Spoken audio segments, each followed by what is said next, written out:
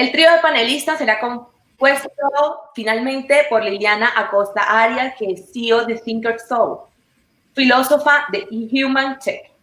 Estudió filosofía y humanidades. Tiene estudios en ciencias políticas. Es máster en filosofía y un MBA en Master Digital Business. Como consultora, ha desarrollado proyectos con la Secretaría de Educación, la Superintendencia de Servicios Públicos en Colombia y la Comisión Europea en Francia.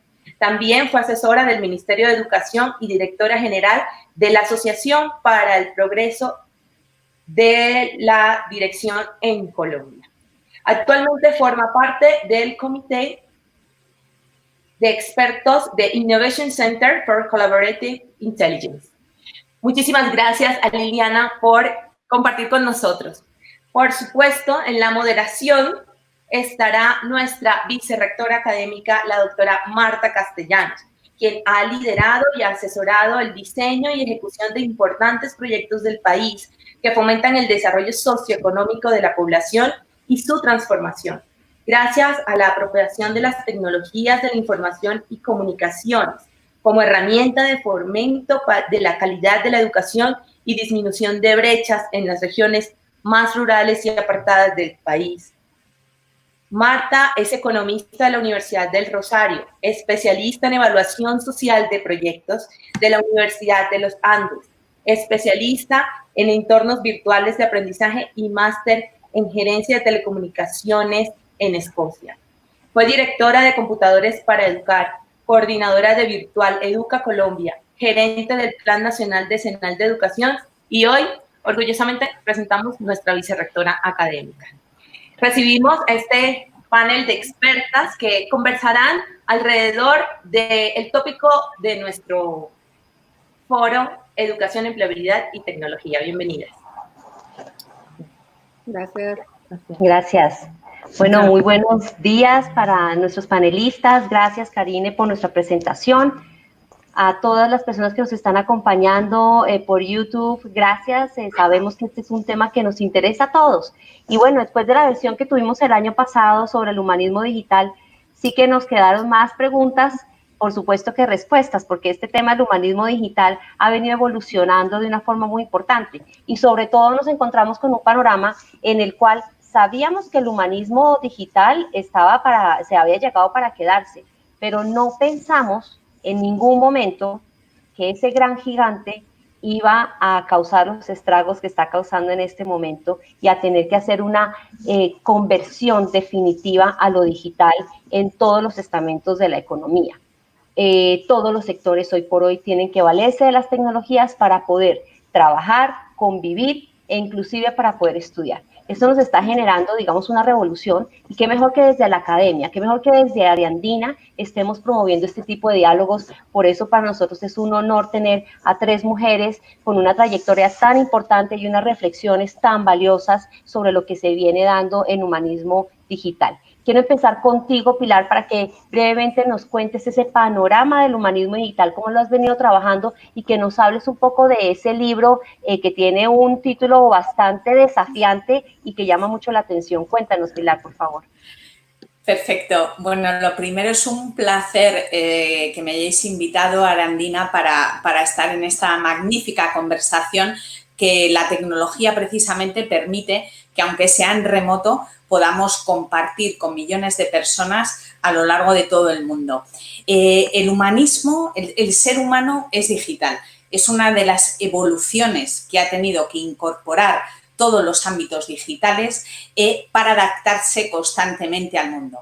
Y para los que somos aventureros, que es como me gusta definirme, realmente COVID-19 ha supuesto no un cambio, no una nueva realidad, sino lo que ha propuesto es la aceleración de procesos que ya estaban. Es decir, llevamos, creo que yo la primera conferencia que di sobre redes sociales y temas de Internet fue hace más de 20 años. Llevamos mucho tiempo hablando de transformación digital, de tecnología, pero realmente no lo habíamos incorporado en nuestros procesos, en nuestros modelos de negocio. En nuestro consumo sí que lo habíamos incorporado algo más, la compra directamente a través del smartphone, el uso de redes sociales, pero no lo habíamos incorporado a nuestros hábitos de trabajo. Con lo cual, esto, COVID-19 ha supuesto la aceleración de los procesos de negocio. Cuando hablamos de humanismo digital, no me gusta separar los dos conceptos, porque todo lo humano es digital. Oigo a veces muchas conversaciones en contra de la tecnología, de los millones de puestos de trabajo que va a destruir la tecnología, y lo que tenemos que ser es tremendamente realistas. Todo lo que se pueda automatizar lo va a ser.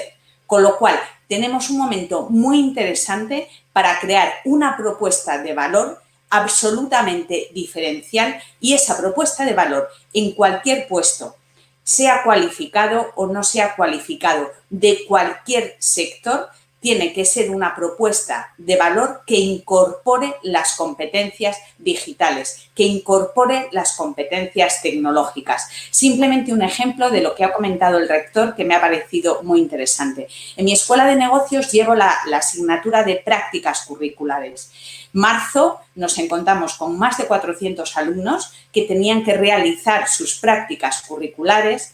Y en vez de lamentarnos o decir esto no lo vamos a poder hacer, hemos iniciado un programa de prácticas virtuales con empresas para realizarlas de forma remota. Y tenemos a nuestros estudiantes teletrabajando, haciendo prácticas en remoto. ¿Qué impacto tiene esto? Pues que pueden hacer sus prácticas desde cualquier ubicación para cualquier empresa que esté ubicada igualmente en cualquier parte del mundo. La tecnología siempre lo que hace es evolucionarnos como humanos. Gracias, Pilar. Das un panorama muy preciso de lo que está ocurriendo.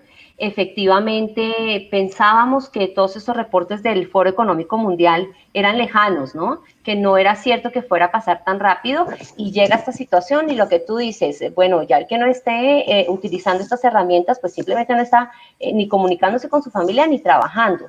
Ahí es donde empezamos a ver una perspectiva muy clara, y como tú lo acabas de mencionar, de que lo que más se pueda digitalizar, cuando volvamos al nuevo normal, como se le está diciendo hoy en día, pues va a pasar sin duda. Así es que viene un desafío para todos nosotros de pensarnos cómo nos vamos a reinventar, cómo vamos a ser, primero, eficientes, usar de la mejor manera la tecnología, pero sin perder, por supuesto, nuestro valor como humanos. Carmen Marta, tú desde tu grupo de investigación de la Universidad de Zaragoza vienes investigando esto de tiempo atrás. Incluso estaba leyendo unos papers que se publicaron en los 60, que se habla en su momento, cuando se empieza a hablar de todo el movimiento de educación audiovisual, antes de que habláramos de educación tecnológica, se hablaba de que iban a venir unas máquinas a reemplazar a los docentes y que la educación iba a ser mediada por códigos. Eso se veía en ese momento, digamos, supremamente futurista. Lo seguimos hablando, y hoy por hoy nos estamos dando cuenta que eso está lejos de pensarse el reemplazar al docente. Hoy sí que le damos mayor valor al docente. ¿Cómo estás viendo tú todas estas dinámicas desde tu grupo de investigación, Carmen Marta? Pues muchísimas gracias en primer lugar por la invitación a la Fundación Área Andina, en especial a Luz Tatiana Gómez y a Diego Molano. Y también buenos días a quienes estáis ahora mismo en Colombia y Latinoamérica, y buenas tardes a quienes nos acompañan desde mi país, en España, o desde otros lugares en Europa. Como bien comentas, Marta, en mi caso trabajamos dos ámbitos que convergen de manera extraordinaria. La comunicación y la educación, o su constructo común, la educomunicación, en un sentido bidireccional y totalmente complementario, como apuntalarían pues, grandes maestros teóricos también como Paulo Freire, como Mario Kaplún, o en la actualidad Guillermo Orozco en México. En este caso se produce una retroalimentación, como venimos trabajando dentro de GICID, del Grupo de Investigación en Comunicación e Información Digital de la Universidad de Zaragoza, con mi compañero José Antonio Gabelas, donde hemos llegado a un constructo teórico que se sustenta en el factor relacional dentro del humanismo digital, que que genera una nueva configuración dentro de este ágora donde todo esté imbricado y relacionado, en este ágora digital copartícipe y múltiple. La educomunicación en este sentido nos permite crear puentes desde la perspectiva de cómo aprovechar el potencial de la educación en procesos comunicativos y cómo la comunicación está siempre integrada dentro de también los procesos educativos. Y de esta forma y de manera híbrida y retroalimentaria trabajamos no solamente desde la perspectiva de la investigación, sino también de la transferencia de conocimiento. Por ejemplo, ahora mismo con mis compañeros de GICID estamos llevando a cabo un banco de recursos. Una vez que nos confinamos en España el primer día, nos sentamos con algunos compañeros, Begoña Pérez, Miguel Ángel Esteban, y nos dimos enseguida cuenta que era necesario dotar a los compañeros de otras disciplinas más ajenas de recursos con objeto de que supieran dar sus clases de forma virtual. Y construimos ese banco de recursos que se ha implementado no solamente en nuestra universidad y en otras de España, sino también nos lo han solicitado de otros países, Colombia, Brasil, Argentina.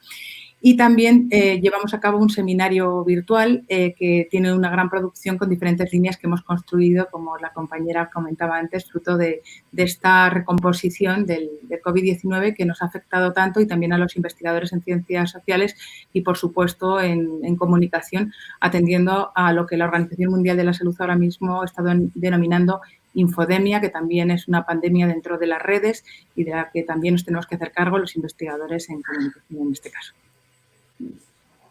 Gracias, Carmen Marta. Interesante en estos movimientos. Cada vez hay más desafíos y retos de cómo poder aprovechar al máximo estas tecnologías y estamos seguros que desde la investigación sí que se van a encontrar estos caminos para poder sacarle el mejor provecho a esta complejidad de la pandemia. Liliana, tú tienes un perfil muy interesante, combinas la filosofía, el humanismo y al mismo tiempo elementos de tecnología y de creación de empresas. Cuéntanos un poco qué son estos términos de Human Tech, de transhumanismo y esto cómo se viene a combinar en un escenario como el que estamos actualmente. Bueno, pues yo llegué, no sé si más bien yo llegué o el Human Tech me llegó porque un día estaba dictando una conferencia, yo después de una carrera como consultora durante muchísimos años y como emprendedora, decidí meterme al tema de las humanidades porque me di cuenta que íbamos a tener muchísimos problemas con las máquinas y decidí hacer un máster en negocios digitales para entender el mundo digital.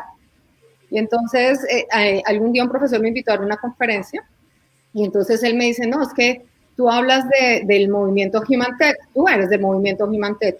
Yo realmente no lo tenía en el radar y entonces empecé a estudiar y básicamente el movimiento Human Tech, que es el mismo movimiento del humanismo digital, tal como el nombre lo dice, el humanismo nace tratando de poner al ser humano dentro del centro del humanismo, dentro del centro del universo en el siglo XVI. Pero cuando hablamos del humanismo digital, lo que tratamos de hacer es poner al ser humano en el centro del universo tecnológico. Y no solamente eso, sino ver cuáles son las mejores potencialidades para que esta tecnología nos lleve a ser un mejor trabajador o incluso un mejor ser humano. Porque no se trata solamente de que sea una herramienta que nos ayude a ser mejores en nuestro trabajo o más eficientes, sino es dentro de lo que yo espero como filósofa, es cómo ver toda esta tecnología, cómo me puede hacer mejor ser humano a mí o a cualquier persona. Entonces, eso es un poco el movimiento Human Tech o movimiento de humanismo digital al que muchas personas nos hemos adherido, no firmando ningún documento, sino es más como un símbolo de una curiosidad y de una necesidad de aportar algo importante en el mundo tecnológico, porque yo creo que o por lo menos yo me he cansado de hablar mal de la tecnología. Entonces, ¿cuál es mi propuesta como filósofo? Pues hacer algo, no quedarme criticando, sino lograr realizar una propuesta que sirva para algo. Entonces, de eso se trata el movimiento Human Tech. Precisamente, y aunado a lo que estás diciendo, Liliana, es darle el valor a la tecnología. Si no la tuviéramos, como le estaba diciendo Enrique más temprano, hace unos años, pues simplemente no hubiéramos podido continuar el servicio educativo, no hubiéramos podido seguir trabajando. Nuestros estudiantes y nuestros niños en casa, pues simplemente no hubieran podido seguir adelante con su proceso de formación. Entonces, efectivamente hay que valorar la tecnología y empezar a mirar cómo nos podemos potenciar a través de ella. Pilar, a mí me genera mucha curiosidad, ¿cómo estás viendo tú este panorama? Desde este escenario en el que todos tenemos que reinventarnos, en el que nos hacen énfasis los medios, todos los memes que nos llegan, todas las charlas que estamos teniendo de, oiga, hay que moverse, hay que pensar cómo vamos a avanzar, cómo vamos a cambiar la realidad que tenemos. Pilar, ¿eso se puede? ¿Qué recomendaciones nos das? Pues precisamente yo escribí el año pasado el libro que tengo aquí, Te van a despedir y lo sabes, porque creo que hay que tener una visión muy realista. Nos dicen que es una época de incertidumbres, pero no es cierto. Tenemos una certidumbre muy clara, y es que en cualquier momento que todos los escenarios que conocíamos han cambiado, y tenemos que tener además otra certidumbre, que es que si no estamos preparados nos van a despedir del mercado laboral. Pero no es que nos vayan a despedir, es que nos despedimos nosotros mismos. Si dejamos nosotros como candidatos, veo a muchos estudiantes que me dicen, Pilar, aplico a muchas ofertas de empleo y no me llaman.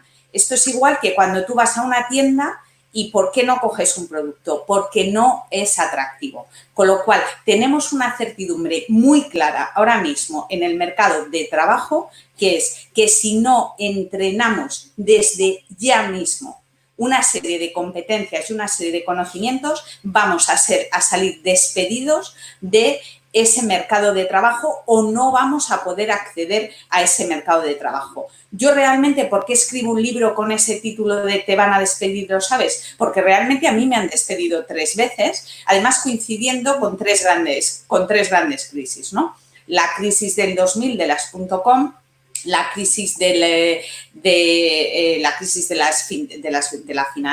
la financiera, y entonces recojo todos los aprendizajes que a mí me han hecho ser un concepto que en mi escuela estamos investigando mucho y sobre el que tengo una línea de investigación, que es la empleabilidad sostenible. Ahora mismo todos tenemos que tener una empleabilidad sostenible que nos permita en cualquier momento, porque vamos a un mercado laboral que va a ser tremendamente volátil, lo de un trabajo para toda la vida se nos tiene que quitar de la cabeza, y en ese mercado tremendamente volátil lo que tenemos que hacer es estar permanentemente preparados. Y para eso, yo por mi propia experiencia, realmente creo que la especialización, que es algo que desde las escuelas de negocio y desde las universidades llevábamos unos años diciendo, es muy bueno especializar a los alumnos, a los estudiantes, especialízate en algo.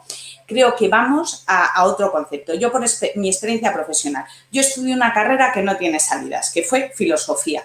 Y luego me he dedicado a estudiar muchísimos temas que muchas veces me decían, Pilar, ¿para qué haces esto si no sirve para nada, ¿no? Estudié informática, he estudiado también un máster de Derecho, he estudiado un curso de guiones de cine, he estudiado, por ejemplo, el curso que hice de guiones de cine, he estudiado otro curso de cuentos cortos, hice un curso de cuentos cortos que me ha permitido, por ejemplo, me encanta escribir en redes sociales.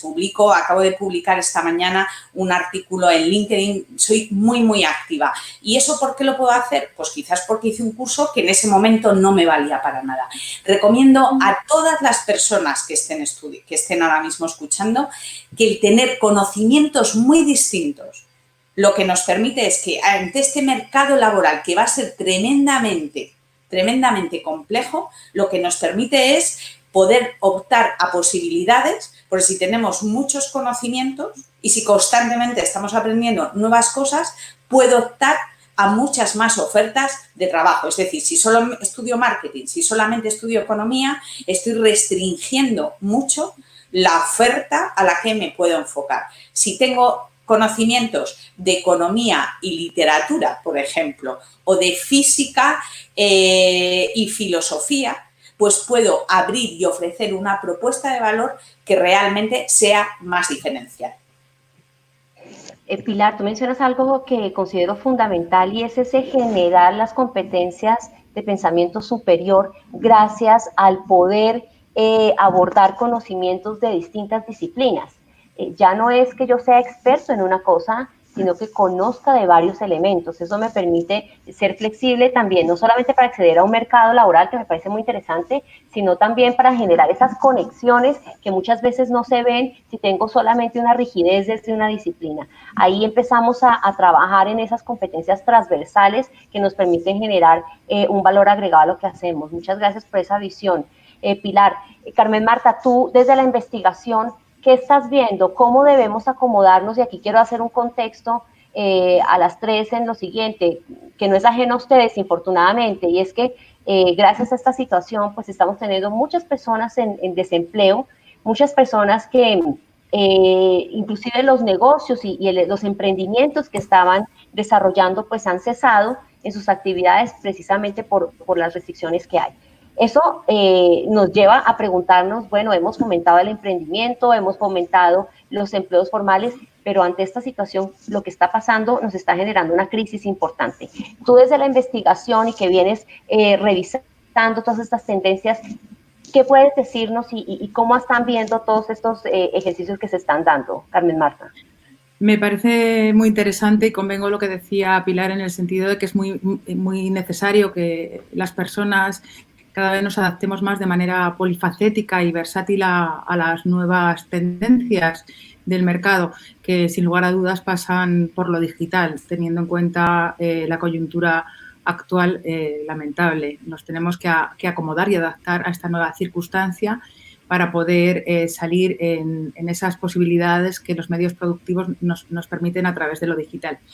Yo pienso que es muy importante y necesaria en este momento la formación en sentido de multialfabetización, en sentido global, por ejemplo, a través de cursos de aprendizaje masivo en línea, de los conocidos como TMUCs, que venimos investigando, me preguntabas en mi grupo de investigación, y también con SMEMIU de la Universidad Nacional de Educación a Distancia, cursos para la transformación digital y social, con una dimensión intercreativa, donde las competencias no solamente pasan por la parte instrumental de saber manejar con cierta destreza el hardware y el software, sino más bien desde el punto de vista cognitivo, con habilidades de uso inteligente de información, sabiendo filtrar ante la amalgama y la sobresaturación informativa, sabiendo filtrar bien los mensajes, sabiendo seleccionar, intercambiar y difundir la información con sentido responsable y con criterio, que esto para cualquier trabajador desde una perspectiva de las competencias básicas es absolutamente necesario en la situación actual.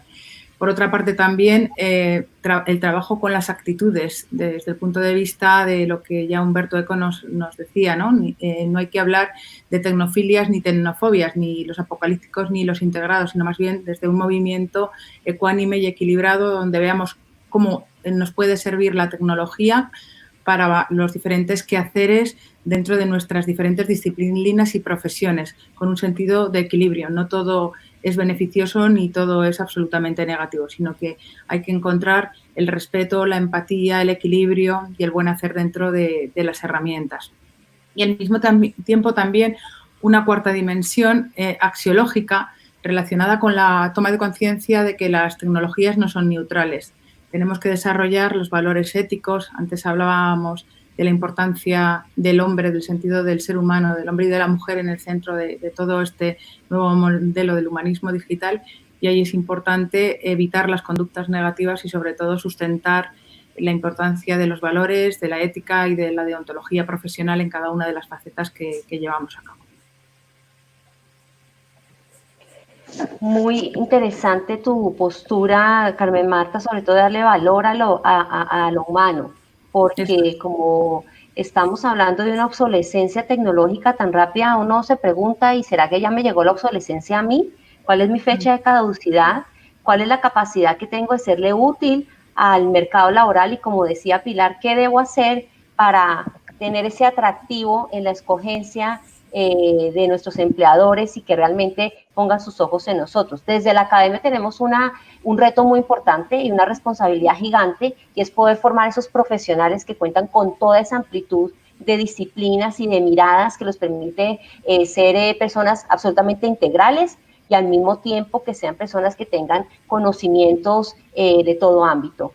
Suena sencillo, por supuesto no es fácil, y ahí la necesidad de que estemos constantemente capacitándonos, buscando distintas alternativas y herramientas. Liliana, desde tu perspectiva, y dado que tú has sido una líder de todos estos elementos del transhumanismo, ¿cómo estás viendo el futuro de las personas, del humano? ¿Qué nos va a pasar cuando salgamos a esa nueva vida? Porque pensamos que vamos a volver a la normalidad y esa normalidad creo que ya no existe. ¿Qué nos espera a nosotros? ¿Qué podemos aprovechar de esta situación? Pues mira, yo sinceramente pienso que en medio del todo el caos tenemos cosas muy positivas. Y es que como yo trabajo en transformación digital, en llevar adelante temas de transformación digital, yo creo que este ha sido el proceso de transformación digital más acelerado de la historia. O sea, yo llevo 4 años en las empresas tratando de empujar equipos de trabajo para llevarlos adelante, y yo creo que lo que ha hecho esta crisis en buena medida es adelantar ese proceso. Ahora, esto no quiere decir que me quede sin trabajo, sino que voy a tener muchísimo más. ¿Por qué? Porque a la gente, digamos, aunque lo hizo de manera muy forzada, aprender a digitalizarse, lo que pasa es que ahora cuando lleguemos van a haber despidos masivos, y no solamente o más allá de la crisis económica, sino porque como ya nos habremos digitalizado en una época tan rápida, ya las empresas van a tener que digitalizarse e ir un paso más adelante de lo que estaban llevando en su propia estrategia de transformación digital. ¿Y eso qué significa? Que un director de recursos humanos que vaya a contratar de aquí a, por ejemplo, al otro año, que piense a contratar, ya no va a pensar en una persona con un perfil netamente vertical, sino va a empezar a buscar perfiles híbridos. ¿Qué quiere decir? Una persona que tenga un conocimiento digital y una persona que tenga habilidades blandas. ¿Por qué?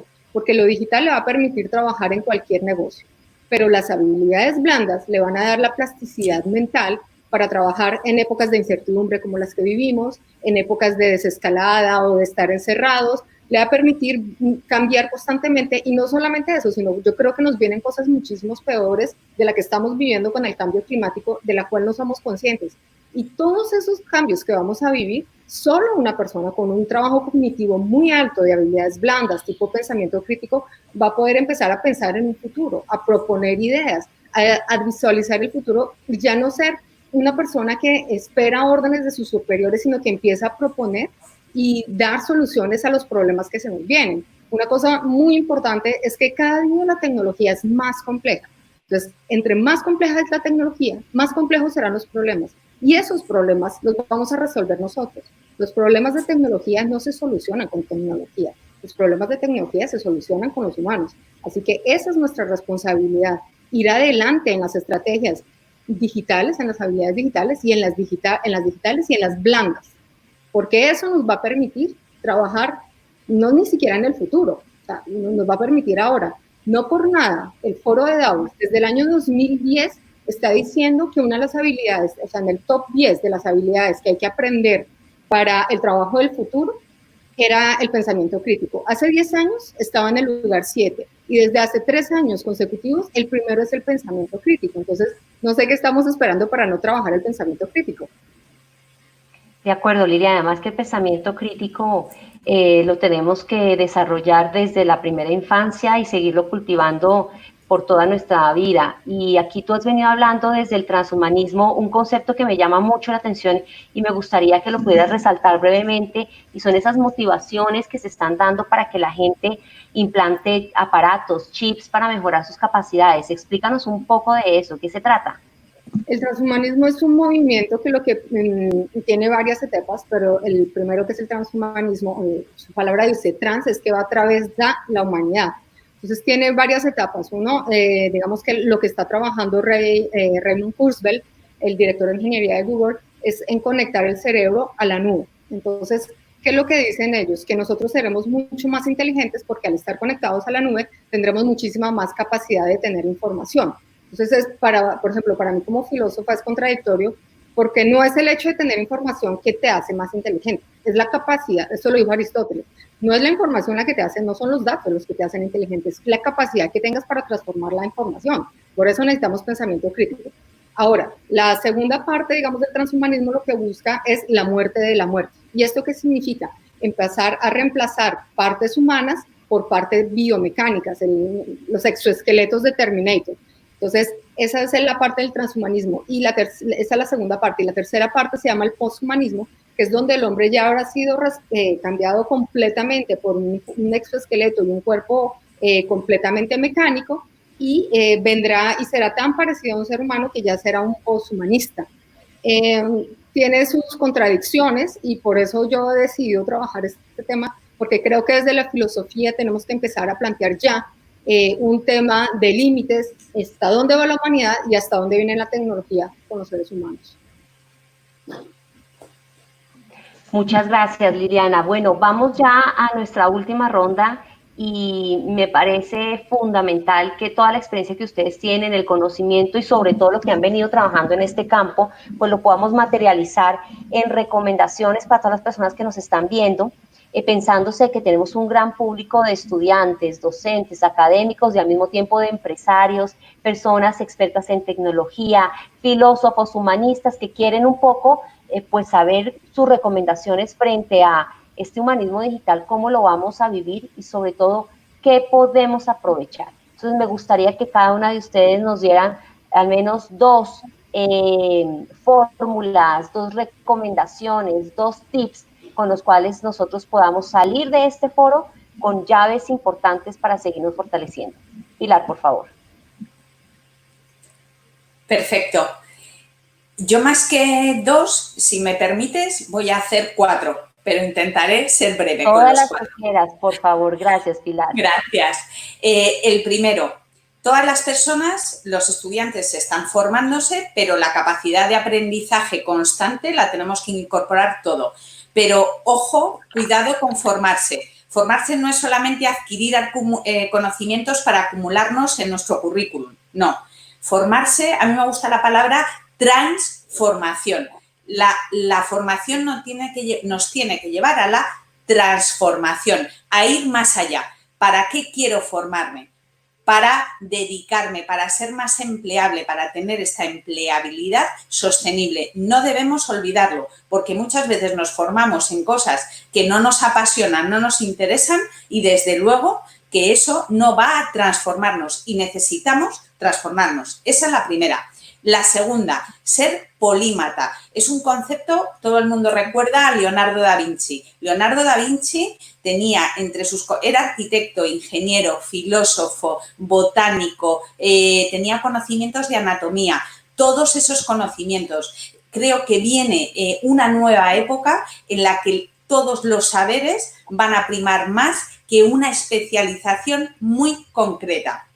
Tercera, de la que creo que no hemos hablado, marca personal, importantísimo, importantísimo. La marca personal que tenemos que construir, LinkedIn, es el escaparate perfecto para demostrar lo que somos, lo que valemos, nuestra propuesta de valor. Sigo viendo, sobre todo dirigido a muchos estudiantes, pero también a muchos profesionales que tienen una marca personal en LinkedIn, en Facebook, en Instagram, en Twitter, muy baja. Es lo que nos permite tener un escaparate perfecto para poder mostrarnos al mundo lo que sabemos hacer. Y el último punto, la ética. Claro, soy especialista en ética y no podía pasar este último punto. Y esto además lo conecto con el humanismo digital. La ética lo que nos hace diferentes es el cómo frente al qué hacemos. El qué hacemos se puede automatizar. El cómo lo hacemos, el valor que le damos, eso va a ser nuestra propuesta diferencial, la creatividad esa que nos hace humanos. Un robot seguramente o un algoritmo seguramente no se arriesgaría a hacer algo que sabe de antemano por experiencia que va a salir mal. Pero con esta época de incertidumbre, de grandes incertidumbres y volatilidad que nos ha tocado vivir, creo que se necesita esa parte de riesgo, esa parte de pasión por las cosas, esa parte de fallar, que es lo que nos hace humanos y lo que realmente resaltará nuestra empleabilidad sostenible. Gracias por las recomendaciones. Sigue, por favor, Carmen Marta. Sí, en mi caso comparto también con Pilar esa dimensión proyectada en los valores, como comentaba al principio.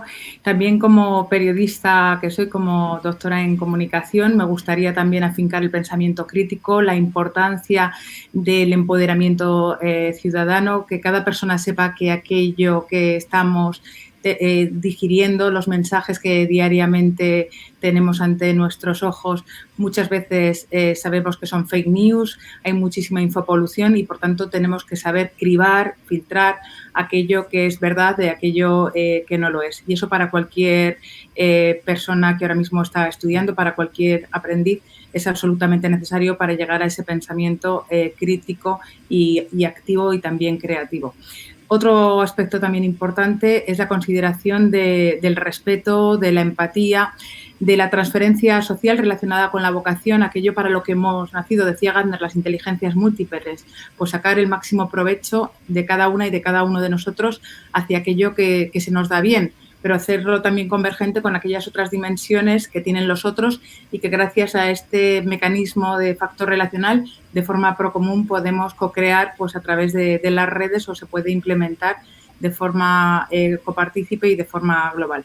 Y por último hablaba Pilar de la marca personal. Yo iría un poco más allá, también hablaría de la huella digital, cuidado con todo aquello no solamente que nos hace seres diferenciadores y con carácter identitario dentro de las redes, sino también cuidado con aquello que nos identifica por aspectos que pueden llegar a resultar negativos. Esa huella que se marca día a día en todas nuestras acciones, gestos y tweets, por ejemplo, dentro de las redes sociales, hay que cuidarlo especialmente. Y también un aspecto muy importante dentro del humanismo digital, que es el saber apagar cuando hay que apagar las pantallas, tener dietas digitales también para momentos para la reflexión, momentos para estar out y para saber cuando se producen determinadas acciones, de qué forma tenerlas que llevar a cabo desde esas desconexiones. Y sobre todo, pues recuperar y potenciar el sentido del ser humano, porque sabemos que una máquina no puede llegar a inventar una vacuna, que un robot no puede hacer un proyecto arquitectónico, por ejemplo, o que un ordenador no puede hacernos sentir un abrazo. Y, por tanto, seguimos siendo el núcleo, seguimos siendo fundamentales las personas en todas las dimensiones y parámetros. Gracias, Carmen Marta. Liliana, ¿cuáles son tus recomendaciones? A mí me encantan los datos, entonces yo, sobre todo para los chicos que están en la universidad, están estudiando en este momento, les voy a decir un dato de la Universidad de Harvard que para mí es súper relevante. Y es que las personas que quieran conseguir trabajo ya a partir del 2021 van a tener que tener los siguientes porcentajes: el 39% de habilidades digitales, el 37% de habilidades blandas y el 24% de otros estudios. ¿Y qué son otros estudios? La carrera que están haciendo en este momento. O sea, lo que están estudiando ahora representa el 24% del perfil que necesitan para trabajar. Los cursos, los másteres, todo eso es un 24%. ¿Qué son las habilidades digitales? Las habilidades digitales no es saber manejar un computador, no es tener redes sociales, no es saber manejar Word o Excel. Las habilidades digitales que requiere cualquier persona que esté estudiando hoy es conocer las nuevas tecnologías. Y esto lo pueden encontrar en muchísimos sitios. Hacia dónde está girando la tecnología y hacia dónde va el movimiento exponencial de la tecnología. Y desde ese punto de vista entender cómo esa tecnología va a impactar en mi trabajo. Porque ya no es la empresa la que me va a contratar a mí. Yo tengo que ser mi propia valor agregado para una empresa. O sea, la empresa tiene que verme a mí como un valor agregado. Yo llego a aportar, no llego a obedecer. Ahora, ¿qué son las habilidades blandas? Las habilidades blandas son todas aquellas que atañen el pensamiento crítico, resolución de problemas complejos, análisis, creatividad, aprender a comunicarse. Y todo esto pasa. ¿Por qué nos están pidiendo tanto esto? Porque nosotros nos hemos mecanizado. Es gracioso porque los robots entre cada vez se parecen más a los humanos, nosotros los humanos nos parecemos cada vez más a los robots, estamos muy mecanizados. Entonces, el hecho de tener habilidades blandas nos va a hacer pensar fuera de la caja. Tenemos que salirnos del sistema de pensamiento que tenemos ahora para pensar de manera diferente, porque somos nosotros los que le tenemos que dar valor agregado a nuestro trabajo. Eso. Gracias, Liliana. Muy importantes los puntos que cada una de ustedes expone. Yo quisiera brevemente hacer un aporte desde la experiencia que estamos teniendo en Ariantina en toda esta evaluación del humanismo digital y lo que hemos visto en estos días. Y es que tenemos el orgullo de ser una institución que no paró ni un solo segundo.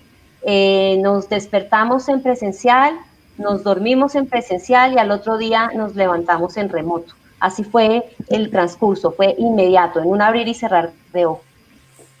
Pues muy bien, felicitaciones. Enhorabuena. Y en estos tiempos nos hemos dado muchas gracias. Y eso les quiero comentar, no lo hicimos como administración, lo hicieron los docentes y lo hicieron los estudiantes.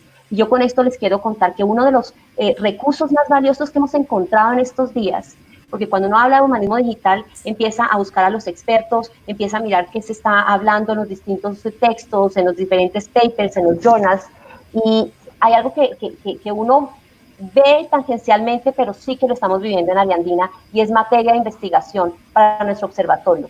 Es ver el infinito potencial del ser humano de nunca agotarse, de reinventarse cada día y de ser inagotable esta fuente de imaginación y de creatividad.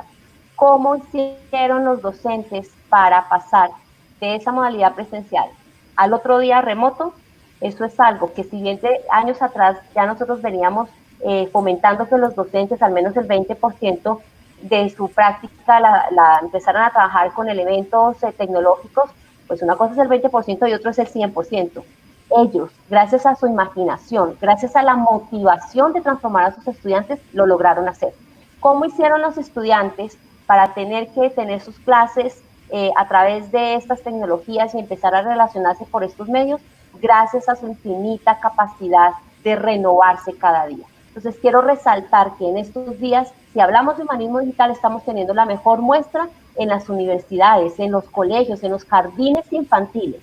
Los grandes héroes de esta pandemia, en mi criterio, son además de las personas de salud que por supuesto tienen la capa natural, son además los docentes y los estudiantes que han venido haciendo un esfuerzo gigantesco.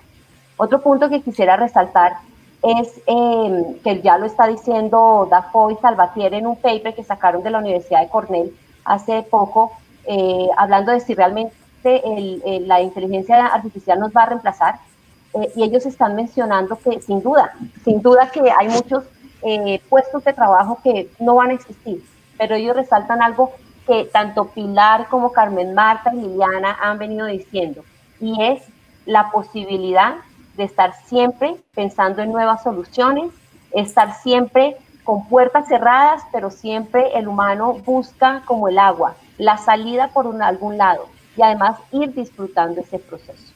Eso es lo que realmente nos hace humanos. Efectivamente, las calculadoras hacen los cálculos mejor que nosotros, pero la interpretación la hacemos nosotros. La mezcla de colores seguramente la hace mejor un algoritmo de inteligencia artificial programado previamente, pero la interpretación, la sensibilidad para poder crear una obra de arte, la hacemos los humanos.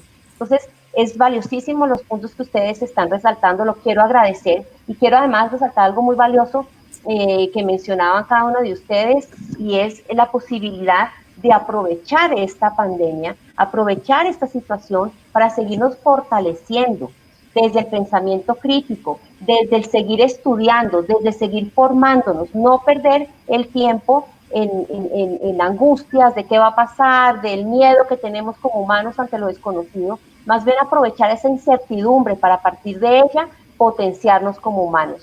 Muchas gracias, ha sido un honor para nosotros tenerlas acá. Sus conversaciones son absolutamente ricas y llenas de conocimiento y de experiencia. Creo que nos quedan a todos grandes aprendizajes y pasamos ahora a algunas preguntas que nos vienen en nuestro chat. Karine, por favor, gracias. Así es, realmente ha sido una conversación muy vivaz que ha explicado claramente que en este momento la clave es el multitask, pero no solo desde el tener que aprender a hacer muchas cosas al tiempo, sino el de desarrollar competencias que nos permitan dar respuesta a esos retos que vienen multifacéticos. Como Carmen Marta lo decía, la comunicación ahora es en múltiples vías, es multicanal y tenemos muchos roles, ya no solo consumimos, sino que producimos al mismo tiempo, así que ya somos prosumidores de la información, y en ese sentido, como Pilar y Liliana también lo mencionan, debemos desarrollar distintas competencias. Creo que el ser humano se está elevando, utilizando a la tecnología como camino y no como tropiezo. Bueno, tenemos realmente muchísima participación en el chat. Han sido bastante reforzadas sus comentarios y tenemos la siguiente pregunta de Juan Alfonso Barrero Zabaleta para Liliana. ¿Cómo el humanismo digital trasciende el antropocentrismo ciego que nos obligó a revalorar el humanismo en función, por ejemplo, de la conciencia ecoambiental? Pues yo contestaría que la película Terminator nos ha hecho un grave favor y también un grave daño, porque digamos que en una época muy temprana la inteligencia artificial nos puso de frente un problema que podríamos vivir en el futuro. De hecho, cuando yo voy a hablar de la parte cognitiva de la inteligencia artificial y le pregunto a la gente, ¿tú qué piensas de la inteligencia artificial? Piensan en Terminator. Entonces yo creo que la gente cuando se vio abocada hacia un apocalipsis en el cual la humanidad podría desaparecer, hizo pensar nuevamente que nosotros teníamos que estar en el centro. Yo pienso que el mayor problema que ha tenido la humanidad en los últimos 3 siglos es que a raíz de las revoluciones industriales hemos confundido medios con fines, poniendo la tecnología como un fin y al ser humano como un medio. Pero es completamente, o sea, no puede haber un concepto más cerrado. La tecnología siempre va a ser un medio para nosotros y el único fin posible es el humano. Y solamente cuando nos vimos abocados ante un apocalipsis fue que entendimos que la tecnología tenía que ser un medio.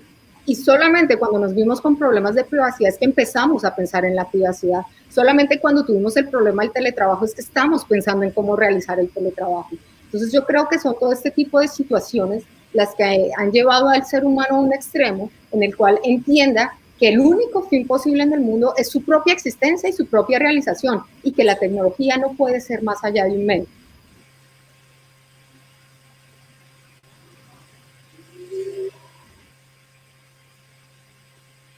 Muchísimas gracias. Luis Gabriel Cuervo nos dice, ¿cómo abrirle oportunidades a quienes no tienen conectividad? Pues está muy enlazado con lo que veníamos conversando previamente con nuestros expositores iniciales, pero desde su perspectiva, que está concentrada, digamos, en el campo de la empresa y de la educación. En el caso de Carmen Marta, ¿cómo lo vemos? ¿Qué oportunidades hay en este mundo para quienes no tienen conectividad?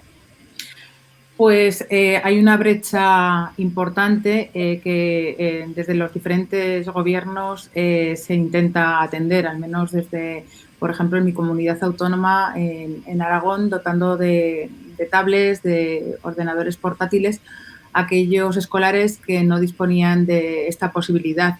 El problema que hay es que ante un confinamiento las pantallas tienen que venir al hogar y no la persona puede acceder en muchas ocasiones a determinados lugares como por ejemplo pues ayuntamientos o centros cívicos donde poder optar a esa dimensión. También una buena posibilidad es llegar a Internet a través de los dispositivos móviles. Muchos niños, por ejemplo, y niñas han tenido que utilizar los propios teléfonos móviles, los celulares que llaman ustedes, de sus padres o de sus tutores para poder acceder a los diferentes temas y clases escolares. En ese sentido, en las zonas de sombra, por ejemplo, sí que se produce algo preocupante porque ni la tecnología es posible debido a que no hay posibilidades de conexión a la red. Y ahí es una gran batalla que queda pendiente de cara a posible futuro, a posibles confinamientos en meses futuros. Eso es algo que tendremos o tendrán que barajar para ver qué solución posible se puede dar. Porque es cierto que en algunos casos ha habido asesores o trabajadores sociales que han tenido que acceder a las casas de los niños para llevarles en papel pues aquello que sus compañeros estaban en ese momento llevando a cabo en los procesos a través de las pantallas o de las plataformas digitales. En cada caso y en cada colegio estaban establecidas para poder llegar a los niños y niñas. Por tanto, la accesibilidad en el caso de las brechas digitales en algunas situaciones especiales de zonas de sombra queda por solucionar. Sí, es un tema realmente que es deber de las políticas estatales y también a nivel privado, cuando las instituciones debemos garantizar también el acceso para la equidad, ¿no? de todos los estudiantes y maestros. La siguiente pregunta nos la hace Viviana, pero Rocío del Mar Cantillo Vargas. Esta es para Pilar y dice, entonces al hablar de humanismo digital es hablar de un nuevo renacimiento, interesante. Entonces, ¿qué es lo que está renaciendo, Pilar? Pilar. ¿Hola? Estás con nosotros, sí. Sí, perfecto. El mundo, la vida, renace constantemente. Y lo que pasa es que un proceso como COVID lo que ha hecho es acelerar. Entonces, no es que resurja un renacimiento, sino que muchas disciplinas, las disciplinas, por así decirlo, de letras, ¿no? Aquellas como la filosofía, la literatura, la geografía, aquellos saberes que se habían despreciado porque se decían que para el mundo de la empresa no servían para nada, se ha demostrado que hay una vuelta a ese tipo de disciplinas. Pero insisto, y lo ha apuntado también muy bien Liliana, no son unas frente a otras, esto no es una batalla, se trata de aunar todas las tecnologías. El humano es digital desde que se transforma constantemente y se adapta. Con lo cual, había antes un tema que también me gusta mucho resaltar. En EAE en mi Escuela de Negocios, hacemos todos los años un estudio sobre las posiciones que más demandan las empresas. Y ahora estamos con una investigación sobre, tras esta pandemia, cuál van a ser del escaso empleo que se va a crear, cuál van a ser las posiciones que más demanda van a tener. Y todas las posiciones de todos los sectores van a llevar el apellido digital. Eso no significa que se destruya empleo. Significa el trabajo ni se crea ni se destruye. El trabajo es como la energía, se está constantemente transformándose. Con lo cual, posiciones más demandadas que estamos viendo en el mercado. La primera, coordinador de bienestar y salud en las organizaciones. Vamos a tener que tener en todas las empresas uno. Y me pregunta mucha gente, Pilar, ¿y eso qué funciones, qué tengo que estudiar para ello? Pues tendrá que aunar diferentes conocimientos, conocimientos de datos, conocimientos sobre la salud, experto en ética y seguridad. Otra vez los filósofos a las empresas, ¿no? Necesitamos gente de ética y detrás de la gente que está diseñando los algoritmos. Todas las profesiones, absolutamente todas, todo lo que tenga que ver con e-learning, porque claro, las empresas teníamos formación online, o las universidades o los centros educativos, pero muchas veces, seamos realistas, estamos llamando formación online a poner un PowerPoint que en vez de una pizarra, como decía antes el rector, ahora es un PowerPoint. Eso no es formación online, eso no es formación. Hay un campo maravilloso que afecta a gente de pedagogía, que afecta a todas las materias, con lo cual para mí siempre la tecnología lo que trae es oportunidad a la gente que tiene, a las personas que tienen esa curiosidad, que es lo que nos da la filosofía, ¿no? O sea, la filosofía es el amor, la curiosidad por seguir aprendiendo, de ver dónde van a estar las oportunidades, porque todas las crisis siempre generan en las personas que tienen curiosidad un montón de oportunidades. Tienen toda la razón, Pilar. Muchísimas gracias. Muchísimas gracias, doctora Marta, a Liliana, a Carmen y a Pilar por estar con nosotros en esta mañana y por ilustrarnos desde su experiencia. La conversación realmente es inacabada. Todavía tenemos muchísimas preguntas en nuestro chat, así que las invitamos a seguirnos acompañando a través de ese canal y atender a las preguntas que nuestro público está haciendo directamente hacia ustedes, mientras continuamos con el resto de nuestra agenda. A través del hashtag Foro Humanismo Digital pueden seguir con la conversación en las redes sociales, porque lo que queremos es que podamos continuar con estos cuestionamientos y hacer cada vez más válida esta categoría de análisis. Y queremos felicitar a nuestro ganador, que es Sebastián Garzón Quintero, quien respondió adecuadamente el siguiente punto de nuestra agenda. Lo que vamos a presentar a continuación es el Observatorio de Humanismo en la Era Digital. Es el primero en Colombia y su propósito es poder sistematizar la información e indicadores, presentar ante ustedes publicaciones que sean de interés en distintos niveles, académico, investigativo y general. Y queremos responder a preguntas que aún nos estamos haciendo. Entonces, este cuarto humanismo que nace en un terreno invisible, pero presente, ¿qué efectos está causando en nuestra construcción como seres humanos? ¿Y de qué se tratan todos los efectos que está generando en la salud mental? ¿Cuáles son las perspectivas y la unión que hay entre una situación como lo que desencadenó el coronavirus y la tecnología? ¿Realmente seremos reemplazados por las máquinas? Esas y muchísimas otras preguntas serán pertinentes y foco de estudio de nuestro observatorio. Para escuchar esa presentación, doy la palabra a Tatiana Gómez, nuestra directora del Departamento de Humanidades en Bogotá. Muchísimas gracias, Tatiana, bienvenida. Bueno, gracias, Karine. Un saludo a las personas conectadas en el foro. Estoy muy contenta por hacer el lanzamiento del observatorio en el marco de este evento. En la pantalla ustedes van a poder ver el sitio del observatorio asociado a la página institucional Arandina, pero antes de ello quiero hacer una pequeña introducción de lo que es un observatorio y su importancia. Un observatorio es un lugar desde donde se enfoca la atención y la mirada con detalle, con planificación y con perspectiva. Un observatorio consiste entonces en la organización sistemática y ordenada de información veraz sobre fenómenos de interés particular para su análisis e interpretación. Esta información debe estar actualizada y disponible para que al ser analizada pueda orientar acciones o tomar decisiones. Quiero exponer con un ejemplo lo que acabo de decir. Imagínense que usted es un bogotano o bogotana en 1918. Su hijo, su hermana, su hermano se enferma de malestar general, que le impide ir al colegio. Luego usted no puede ir al trabajo por síntomas severos de gripa. Y luego comienzan a aparecer los muertos en la calle del vecindario sin que nadie le diga qué pasa. En octubre de 1918, la prensa entonces titula: En Tiempo y Cromos publican notas como hay una gripa que encerró a los bogotanos, sin mayor detalle de lo que sucede. 2 semanas después, los titulares son Bogotá en manos de un microbio.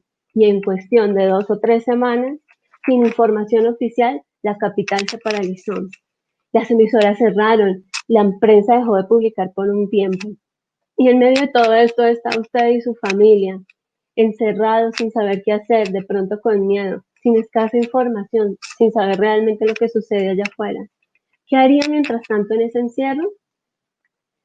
Solo meses después, al año siguiente, en Colombia descubrirían que no era una gripe bogotana, sino una pandemia global. El 80% de Bogotá se enfermó y cerca del 20% de la población murió por causa de la epidemia.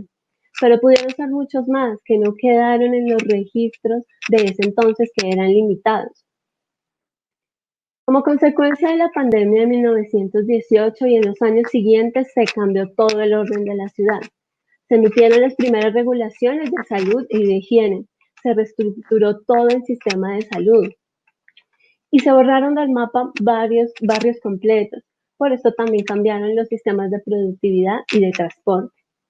Imagine cómo se viviría en esos días, aislados, desconectados del mundo. Hace un siglo no contábamos con internet ni redes sociales. ¿Cómo se comunicaban? No había teletrabajo, pero tampoco educación virtual. Las circunstancias y realidades de esta pandemia estaban enmarcadas por la falta de información y la desconexión con el mundo. Hoy el problema es otro. Es el exceso de información, infinidad de fuentes y perspectivas diferentes y hasta contradictorias.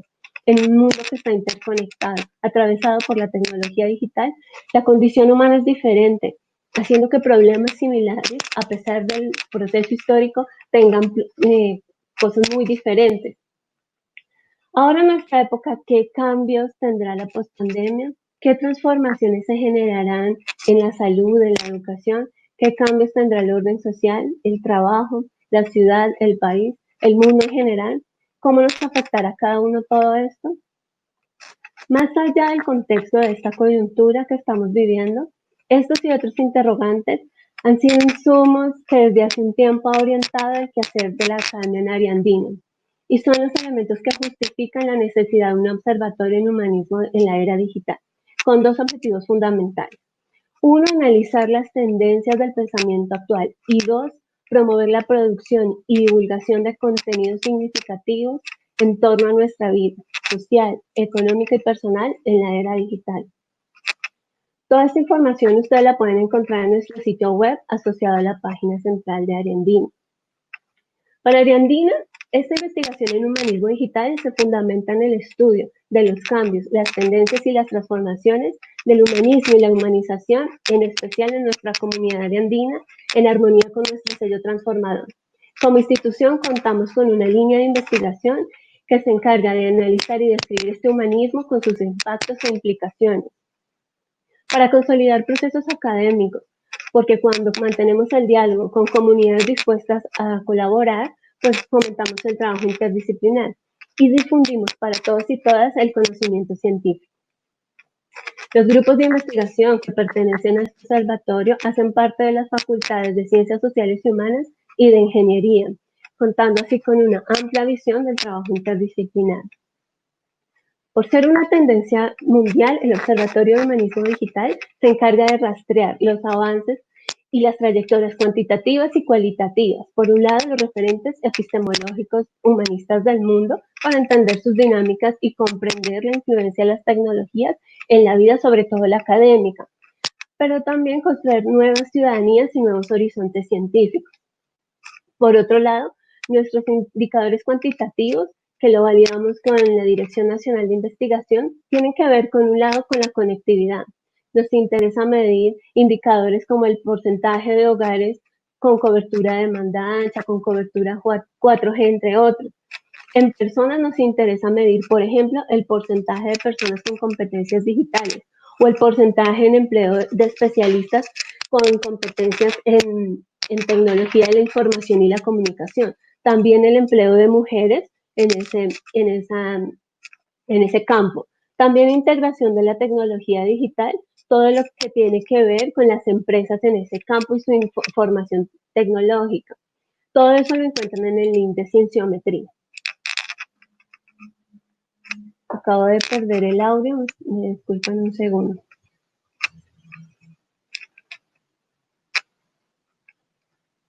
Bueno, aquí ustedes pueden encontrar también algunos de los indicadores que ustedes encuentran en la página. Y ahora, en el link de temáticas y líneas de trabajo, encontramos que la temática importante para nosotros es la educación y la transformación digital, pero también la salud mental, el mercado laboral, la calidad de vida, la participación ciudadana y, claro, la felicidad, que es la impronta de Área Andina, la felicidad en la era digital. Nuestras actividades y productos. Nosotros hacemos actividades como foros, conversatorios, charlas. Eso ustedes lo pueden ver como en el día de hoy, pero también contamos con un repositorio de todas las ponencias que hemos liderado y que los investigadores nos envían. Ustedes encuentran acá también algunos PDFs de las ponencias principales. También tenemos videocápsulas de los foros, resúmenes y relatorías de todas las actividades que realizamos. Todo esto lo pueden encontrar en un solo clic. Y espacios de todos los eventos con los aportes más importantes y artículos también asociados a nuestra revista académica. El concurso de microcuento, Humanismo Digital en 100 palabras, el evento de Humanismo Digital con Rostro de Mujer y el evento top, el foro Humanismo en la Era Digital en sus dos versiones. También ustedes pueden encontrar en nuestra sección de productos, sondeos y encuestas que realizamos. Les voy a mostrar ahora una parte de la infografía que trabajamos en esta época, hace unas semanas del confinamiento, y le hicimos una pregunta a 1000 estudiantes, a 1000 jóvenes entre 17 y 25 años, ¿ustedes cómo se sienten hoy en día? Les preguntamos, con el tema del coronavirus, que es un tema de conversación y difusión en los medios de comunicación, ¿usted cómo se siente con esta lista de emociones? Ustedes pueden ver ahí en la infografía que más del 75% sienten miedo, ansiedad o tristeza. Y las causas que generan esa ansiedad son falta de dinero, no tienen para pagar los créditos, soledad, pero también conflictos familiares. Digamos que todas esas crisis emocionales es un poquito también algunas cosas que estamos rastreando para entendernos como sociedad en este momento. También ustedes van a encontrar acá el link, el correo del observatorio, un link de comentarios, inquietudes. Queremos conocer sus observaciones y sugerencias. Queremos que los investigadores nos envíen sus archivos, sus papers. Queremos que también se vinculen para hacer con otras universidades eventos en conjunto. Esperamos que el observatorio sea para todos y todas un espacio donde encuentran información veraz. Y bueno, Karine, quiero que también le des la palabra a los asistentes para saber qué piensan del observatorio, y lo que tenemos es un camino hacia adelante. Este es un abrebocas, este es el lanzamiento de esta gran apuesta institucional. Y bueno, le doy gracias a todos los equipos de la Facultad de Ciencias Humanas e Ingeniería y a toda la institución por hacer realidad este sueño que es pues muy importante para las humanidades. Y bueno, les agradezco, Karine, puedes seguir. Así como lo pueden ver en pantalla, allí está el repositorio que está en la página web de Ariandina. Mucha de la información que Tatiana nos contó la podrán ver allí con mayor detalle. Y bueno, el siguiente reto es que vayan a esta página. El link ya está en el chat de YouTube. Lo volvemos a poner tantas veces como sea necesario. Y en la parte de abajo hay algo que se llama comentarios. Allí nos van a escribir dos respuestas. Una, ¿cuál es el objeto de este observatorio? Y dos, ¿cuáles son nuestras líneas de trabajo? La primera persona que nos responda y que les responda de manera adecuada se llevará las siguientes gift cards de Amazon que tenemos para todos. Lo que queremos realmente es tener una excusa para que nos visiten, para que vean el contenido del observatorio y para que, sobre todo, los docentes e investigadores que están hoy con nosotros se animen a publicar. Los contenidos de sus investigaciones pueden ser parciales o culminadas, pero que ya nos puedan dar claridad respecto a todas las categorías que han podido explorar en este tema de humanismo digital, en esta línea de investigación. Para nosotros como facultad es muy importante tener este vínculo, por eso también invitamos a todos nuestros panelistas para que a través de sus instituciones y para todos los que nos escuchan podamos generar enlaces de conexión, ¿sí?, para investigar y para producir conocimiento. Queremos madurar esta categoría epistemológica y que no sean solo unas discusiones generales, sino también producir un conocimiento profundo que nos prepare en el presente y en el futuro para generar al menos un poco de certeza en este mar de incertidumbre en el que estamos navegando. Tenemos muchísimos aprendizajes del día de hoy. El primero está concentrado en que definitivamente tenemos una brecha digital que a nivel de Estado y de instituciones tenemos que esforzarnos por cerrar.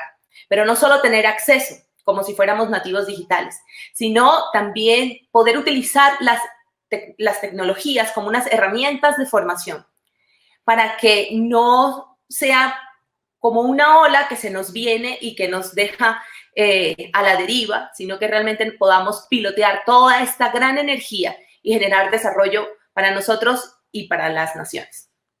Pero también reconocemos que este cuarto humanismo, que se da en un terreno de lo intangible, ha puesto en riesgo algunas de las limitaciones que no hemos podido establecer como seres humanos. ¿Hasta dónde llegar en el uso de la tecnología? ¿A qué horas debo desconectarme?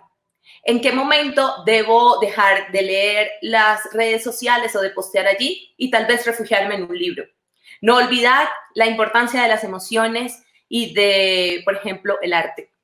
Y entendemos también que a nivel de empleabilidad hay y habrán muchas modificaciones. Nuestras panelistas han pasado por esa experiencia y nos lo contaron.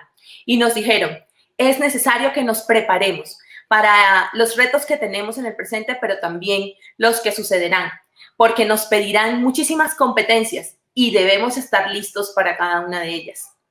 Algunos en el chat se cuestionaban, ¿estamos ante un nuevo modelo económico? Y yo me pregunto, ¿será que lo que encontraremos en nuestra nueva normalidad será un nuevo orden mundial? La diferencia entre los que tienen internet y los que no. Y los que tienen internet tienen acceso a la información y por lo tanto a los recursos. Y los que no. Hay muchísimas preguntas y lo que nosotros queremos es profundizar en ellas a través de espacios distintos. Este es solo uno de ellos. Así que por eso estamos muy agradecidos. Queremos que dejen sus comentarios, que sigamos la conversación a través del hashtag Foro Humanismo Digital.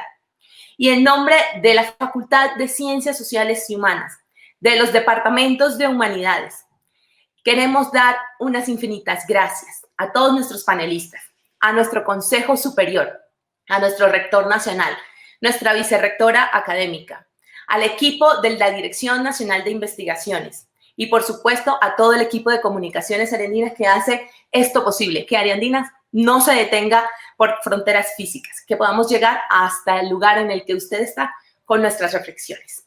Muchísimas gracias a todos los 913 participantes que estuvieron con nosotros y por dinamizar esta participación.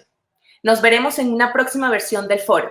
Les debemos muchísimos temas. Nos vamos a enfocar en salud mental. Cosas como pubbing, mobbing, ¿qué significan? ¿Y cuáles son los retos que tenemos como humanidad para poder mantenernos sanos, utilizando la tecnología a favor y no en contra?